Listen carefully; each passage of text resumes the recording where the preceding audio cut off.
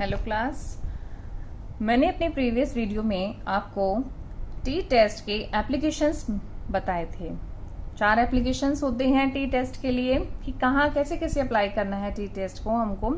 तो first case क्या है, application and usage of T test. First case क्या है इसमें, test of hypothesis about the population mean,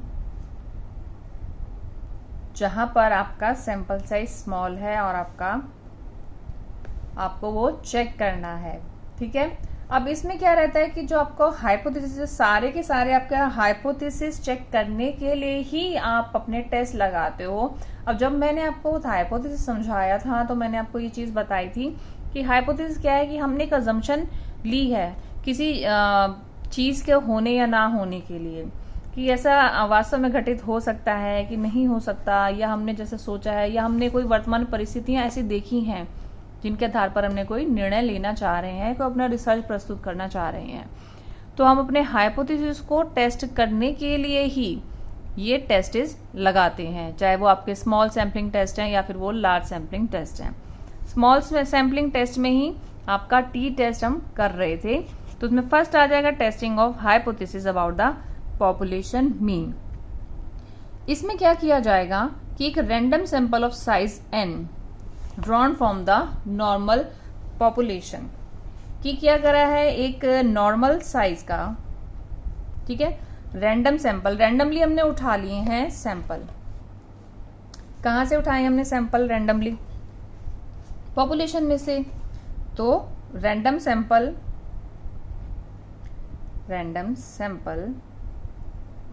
of size n, ठीक है। अब आपको बता दिया कि where the size of a sample is less than 30, जब आपका जो सैंपल है वो 30 से कम है। आपने क्या किया, निकाला है drawn from a normal population has a sample mean, ठीक है, जहां पर आपका सैंपल मीन कितना है, सैंपल मीन जो क्या है, सैंपल का मीन आपको पता है ये है, और पॉपुलेशन का मीन क्या रहता है आपका, म्यू, ठीक है ना, ये ध्यान है आपको, यस। तो ये आपका पॉपुलेशन का मीन है और आपका सैंपल का मीन जो अब तक आप निकालते आए हो, जो अपना सेंट्रल टेंडेंसी वाले चैप्टर में करते थे, वही साइन है सैंपल के मीन का। अब हमको क्या करना है, to test the hypothesis that the population mean, mu जो कि म्यू है, हैज अ स्पेसिफाइड वैल्यू, ठीक है। पॉपुलेशन का मीन, अब आप, क्योंकि मैं काफी समझा चुकी हूं तो मैं सिर्फ अब साइन ही डालूंगी इसके अंदर, आप उनसे समझते चलना। Population mean has a specified value, ठीक है।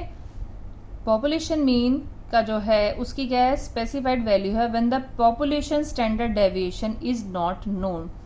जब पॉपुलेशन की जो स्टैंडर्ड डेविएशन है, ठीक है, जब हमें पता नहीं है तो हम क्या करेंगे कि हमें मीन तो पता है पर उसका जो पॉपुलेशन का स्टैंडर्ड डेविएशन है वो पता नहीं है, और ये भी हमको पता है कि when the sample size is less than 30, then we use T test and the appropriate test. सबसे अप्रोप्रिएट टेस्ट उस केस में टी टेस्ट ही है। तो हम इसको किस तरह से सॉर्ट आउट करेंगे, फॉर्मूला क्या है टी टेस्ट का, टी टेस्ट। अब इस केस में हमारे पास क्या क्या चीज है, मीन है, सैंपल का मीन है, ये पॉपुलेशन का मीन है, और ये आपका स्टैंडर्ड डेविएशन है, और ये आपकी n की वैल्यू है।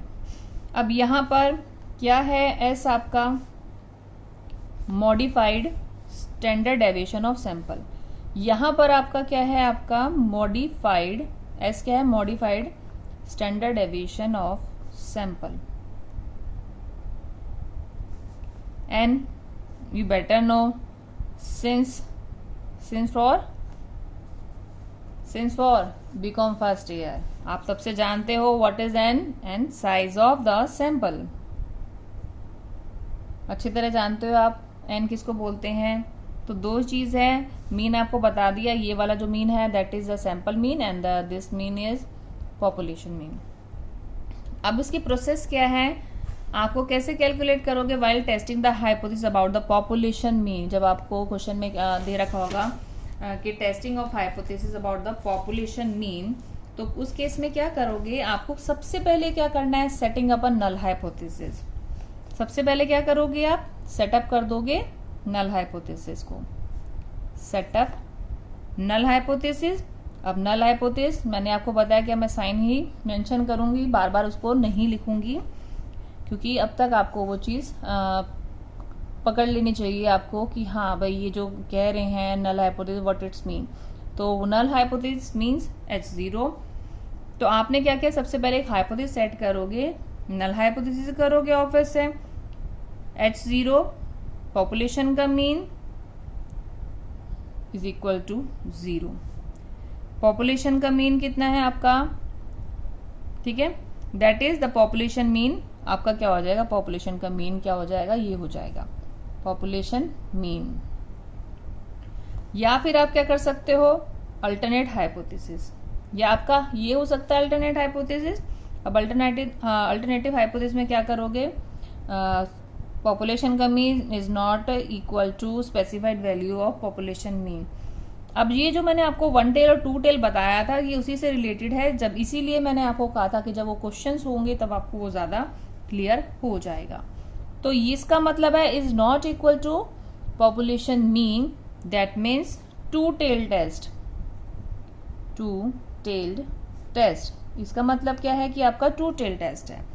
और अगर ये आपका alternated hypothesis H1 population mean greater than, या फिर क्या हो जाएगा, और population mean less than specified value, that means क्या हो जाएगा, ये 1 टेल टेस्ट, 1 टेल्ड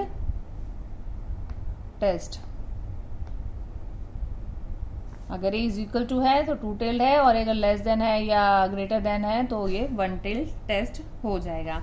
तो ये तो है आपकी प्रोसीजर। सबसे पहला प्रोसीजर है, सेटअप करोगे आप कि आपका जो हाइपोथेसिस है वो किस तरीका है। प्रोसीजर है आपका, इसमें फर्स्ट पॉइंट है ये। अब देखिए प्रोसीजर को फॉलो करना कि क्वेश्चन भी आपको इसी तरह से ही सॉल्व करने होंगे। फिर उसके बाद आप क्या करोगे कि thereafter the value of modified standard deviation of the sample is computed by using any formula. अब आपको क्या चाहिए, अब आपको क्या करना है, ये फॉर्मूला उठा के चलना है अपने दिमाग में कि what is the actual formula of T test. ठीक है, अब आपके पास क्या क्या चीज चाहिए, आपको ये भी चाहिए, ये भी चाहिए और ये भी चाहिए। तो सबसे पहले हम नीचे लेके चलते हैं स्टैंडर्ड डेविएशन को। The second step is standard deviation. अब स्टैंडर्ड डेविएशन के लिए क्या कर सकते हो, या तो आप एक्चुअल मीन से निकाल सकते हो या फिर वो आप अज्यूम्ड मीन से निकाल सकते हो। स्टैंडर्ड डेविएशन कैसे निकालोगे एक्चुअल मीन से, सिग्मा एक्स माइनस, ठीक है, मीन का होल स्क्वायर n -1 का अंडर रूट। ठीक है, ये है जब आप कैसे निकालोगे एक्चुअल मीन से। एक्चुअल मीन, और तरीका क्या हो सकता है कि आप अज्यूम्ड मीन से निकालो। अज्यूम्ड मीन में कैसे निकालोगे आप,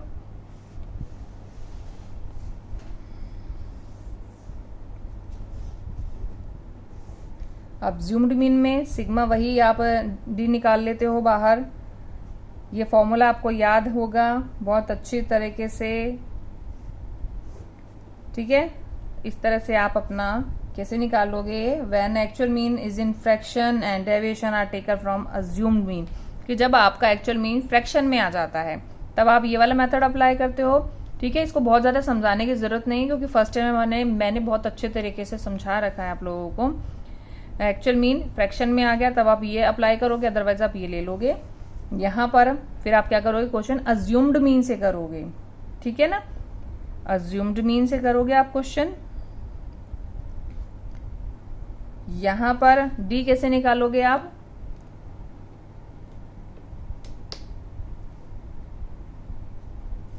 ये दिख नहीं रहा है, I will try to show you.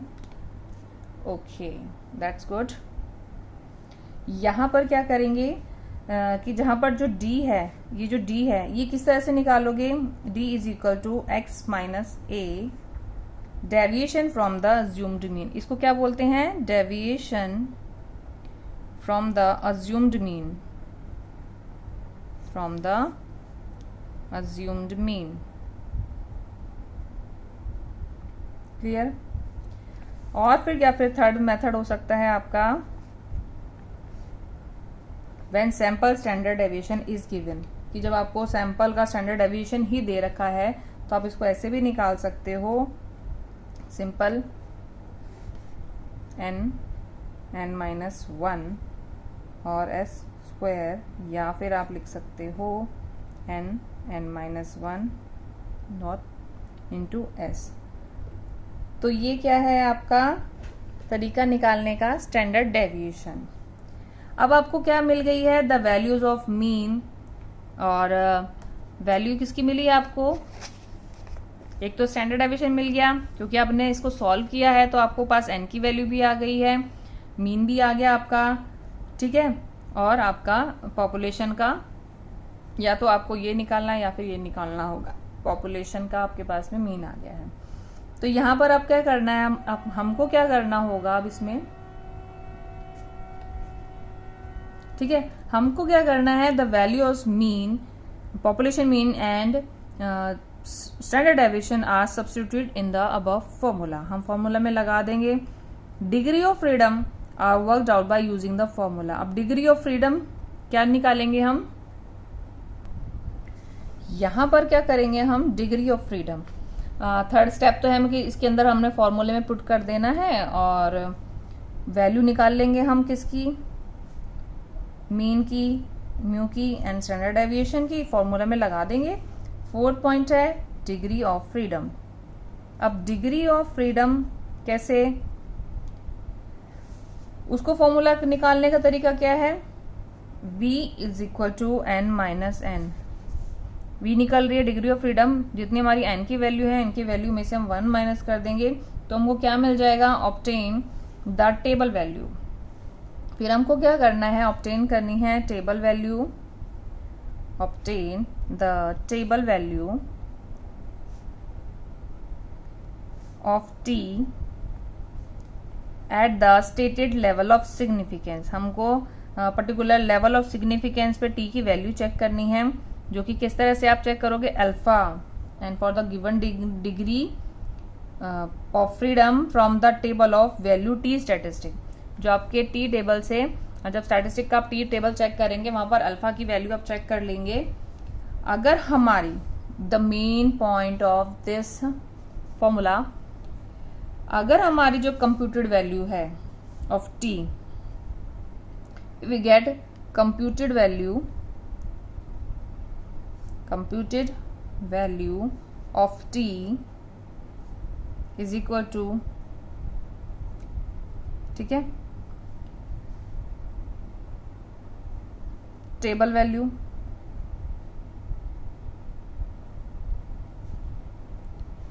Eight a level of significance, ठीक है, लेवल ऑफ सिग्निफिकेंस जो कि हमारा अल्फा था, लेवल ऑफ सिग्निफिकेंस, ये जो साइन है प्लस माइनस का है, ठीक है, वैल्यू कितने प्लस या माइनस में हो सकती है आपकी, सिग्निफिकेंस अल्फा। तो हम क्या करेंगे, then we accept the null hypothesis. तो हमको क्वेश्चन में लिखना होता है कि अब हम जो क्वेश्चन कर रहे हैं उसका रिजल्ट क्या आ रहा है, इधर वी एक्सेप्ट नल हाइपोथेसिस और वी रिजेक्ट नल हाइपोथेसिस।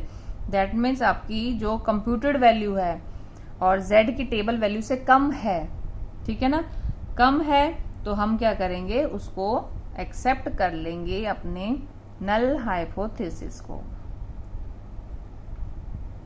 ठीक है।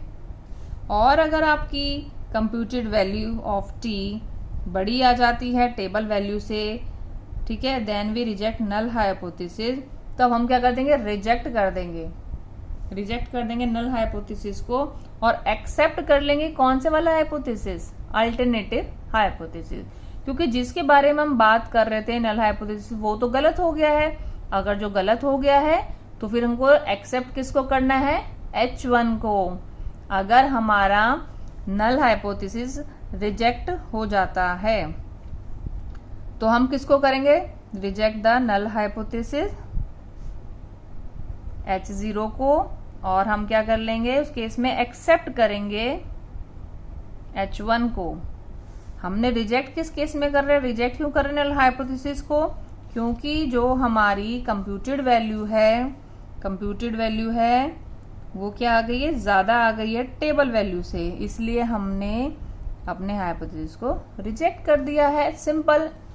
सो here is the method to calculating T test. Clear है यहां तक सभी को?